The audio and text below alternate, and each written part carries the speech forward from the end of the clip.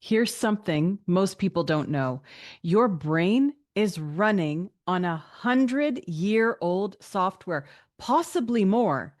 And the way you make decisions, you process risk, and the way that you respond to change was actually shaped by previous generations who lived slower and in a more predictable world. Here's something most people don't even know, that your brain is actually running on software that is hundreds of years old. It is not recent. And where did this happen? The way you make decisions and process risk and respond to change was actually shaped by hundreds of generations before you. They lived in a slower, more predictable world. And yet here we are in 2025, and we are in the middle of an AI revolution where everything, money, work, identity, even the meaning of life is all changing. And it's changing in like nanoseconds. Every day, every minute, something new is happening. It is moving faster than our brains can actually process right now.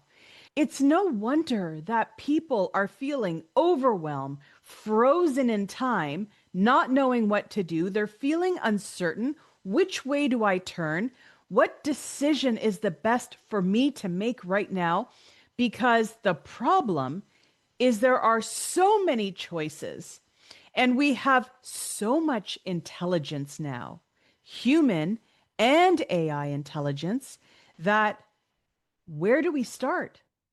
And where do our choices begin?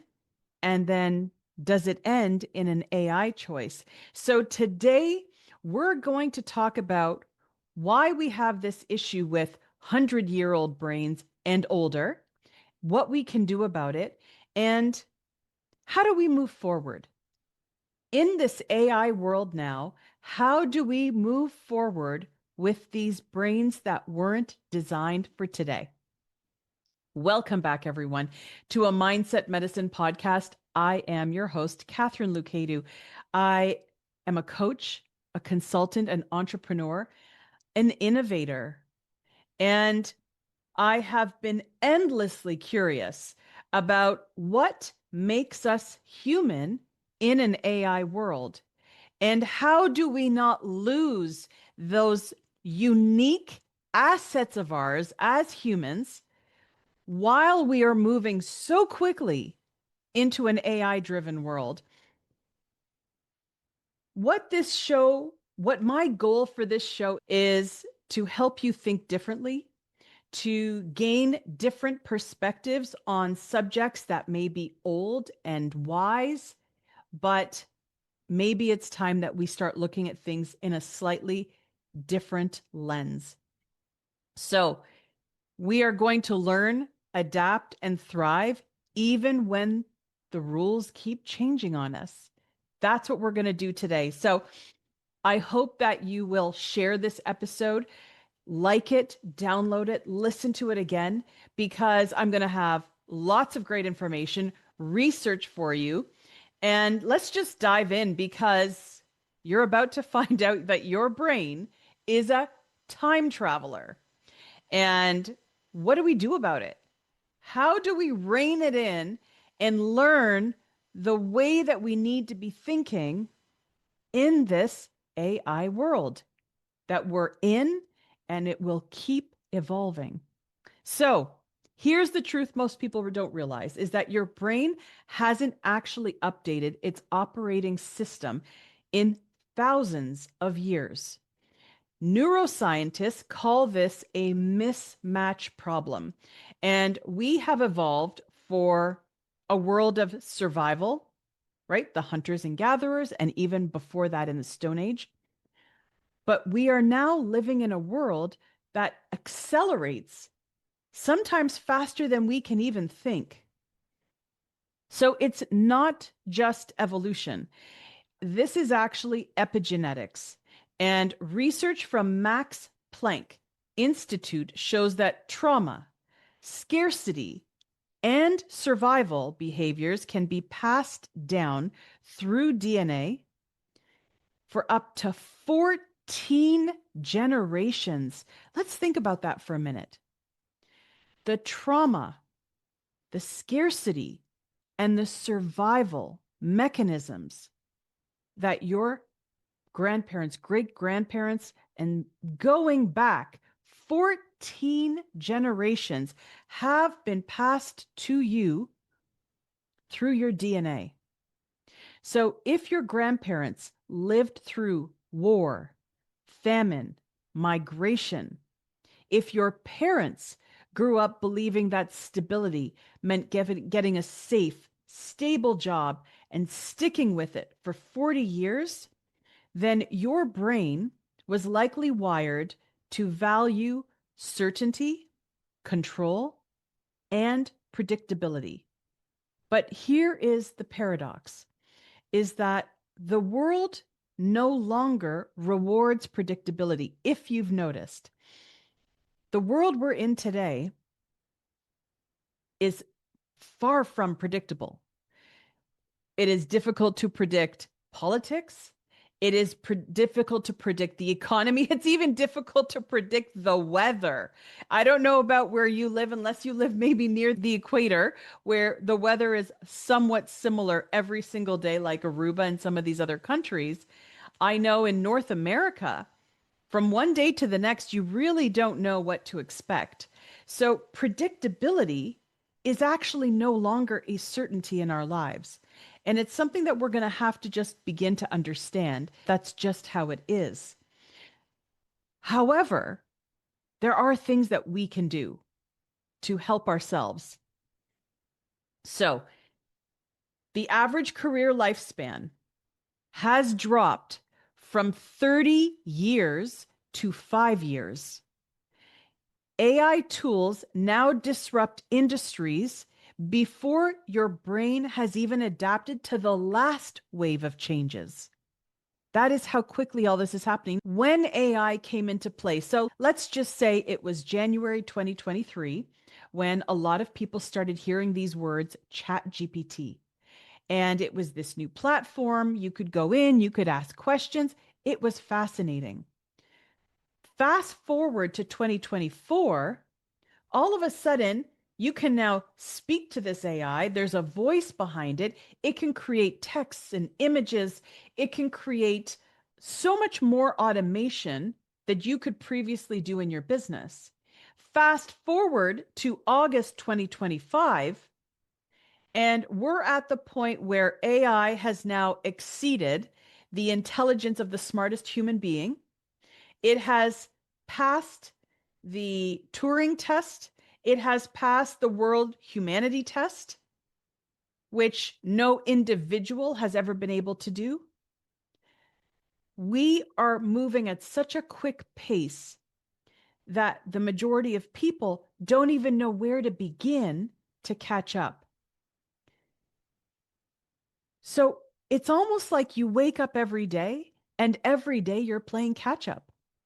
And it's not laziness per se, unless you're not checking out what's going on at all.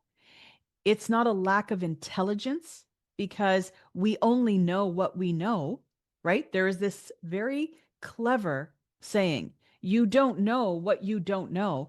And right now, we're living in a world where there's so much we don't know because it's all new with AI.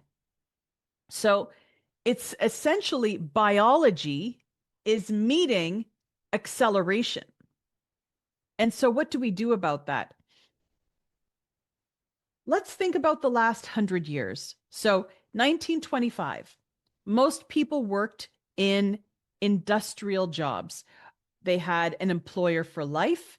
They got information from radio and newspaper. 1950s, there was this shift where you work hard, have a stable job, buy a home, settle down. And safety and sameness were virtues.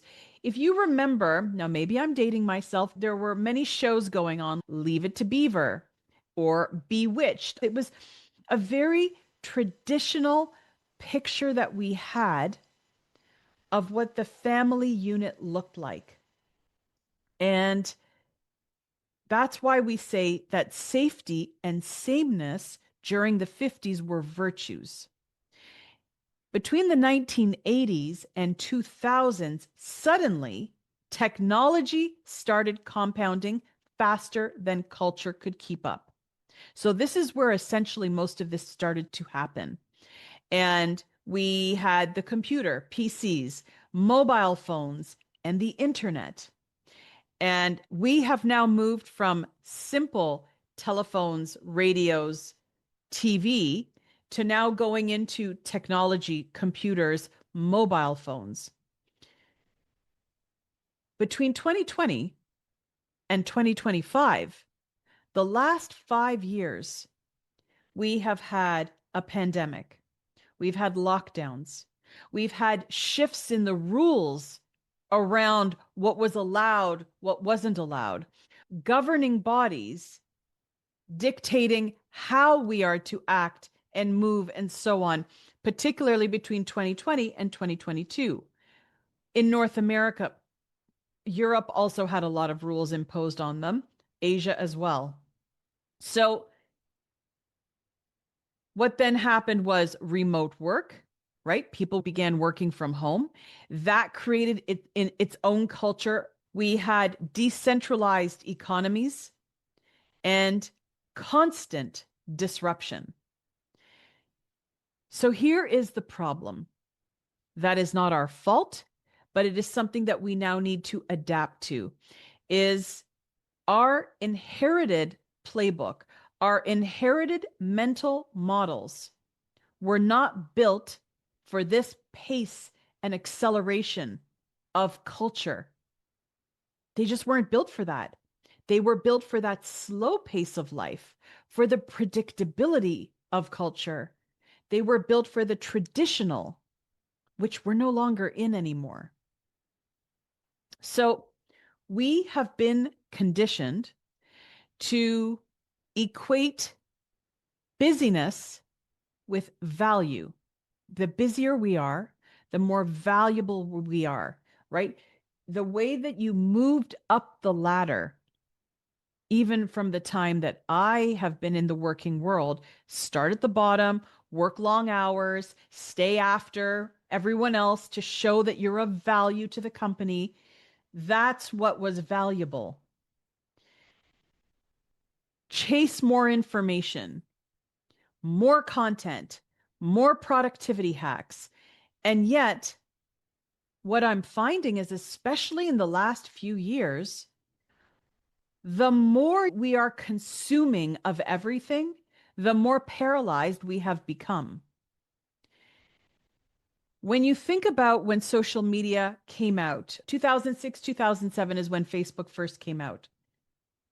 Those early days, the most that people were posting was what they were doing that day. The prompt on Facebook at that time was, I am, and then you would almost complete the sentence. That's how simple it was. When I started doing video on Facebook in 2014, so 10, 11 years ago now, I was an outlier because no one else was doing video. And so therefore, my ad spend on my videos was very low. I was able to attract hundreds and thousands of business prospects because people were so engaged in me doing a video when most other people were just posting texts and photos. So what's happened is since 2020, there is so much noise on the social platforms that, number one, you don't even know what real is, right? Is this real? Is this fake news?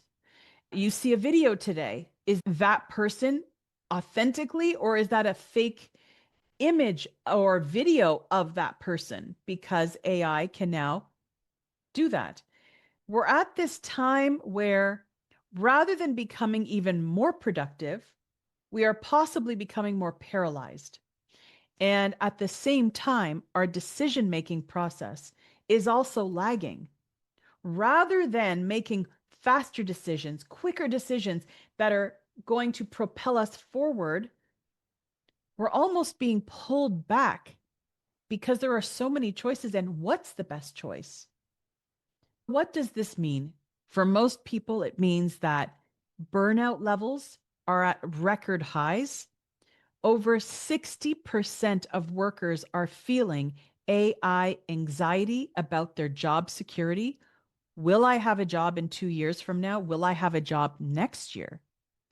Social media, this is a big one. Social media is eroding our attention. We are now attention deficit, meaning anything that takes longer than, let's say, 10 seconds to read is too long of a post. Any video that is longer than, apparently it's 90 seconds, people don't continue watching unless it's very interesting.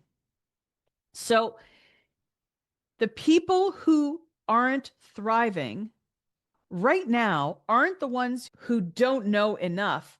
They're the ones who are lagging behind because they're not sure what they need to know today. And the ones who are thriving are the ones who are thinking differently. Looking at this new lens, looking at this new culture that we're living in and saying, okay, what do we do this right now? How can I adapt my thinking to this world that we are living in today? I was listening to an episode with the astrophysicist Neil deGrasse Tyson, and he said something that I found really fascinating. He said, we are asking our brains that are built for walking speed to comprehend a world moving at light speed. And that's exactly what's happening right now with AI. We've gone from ChatGPT, which is a simple platform, 2023, when most people noticed it. We're now at ChatGPT 5, which has a thinking mode, which can reason, which can send you automations. It can send you reminders. It can look up hotels for you, find you vacations. We've gone from simple questions and treating ChatGPT like a Google search to now having it research our vacations for us, diagnose health problems. Yet, our default thinking, our inherited thinking, which we've had from the last 100 years, is slowing us down. And we're not being given the chance to catch up because the next iteration is just around the corner for AI or whatever the new automation is. So, what's uncomfortable is that if you wait and learn, you will be left behind. There is no waiting. We're no longer in the period where you get to take your time to learn something. It is now actually urgent that every day you are learning to catch up with what's happening today, which is why I do this episode, because I think it's really important that you are up to date on what is going on and how you can move forward. I am going to be studying this over the next couple of years and how we can accelerate this decision-making process that we have to align with the time that we are today. It's important to remember that you're not trying to become a tech expert. That's not the point of this. We want to just upgrade how we think so we can continue thinking like humans with our creativity and our personalities and our characters aligned with the things that we can do with AI that will enhance our work for us.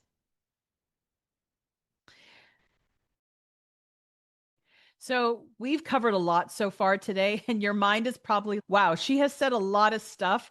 I've given you some research, some theories, some names to everything. So what I want to do is I want to pause here, and I want you to think about this inherited way that you've been thinking, your default intelligence from previous generations. But I did promise you strategies on, okay, so if this is what I've got right now, how do I upgrade my thinking? How do I see things through a new lens and perspective? That's what I'm going to do in part two next week. We're going to talk about specific, actionable strategies that you can use right now to upgrade your thinking.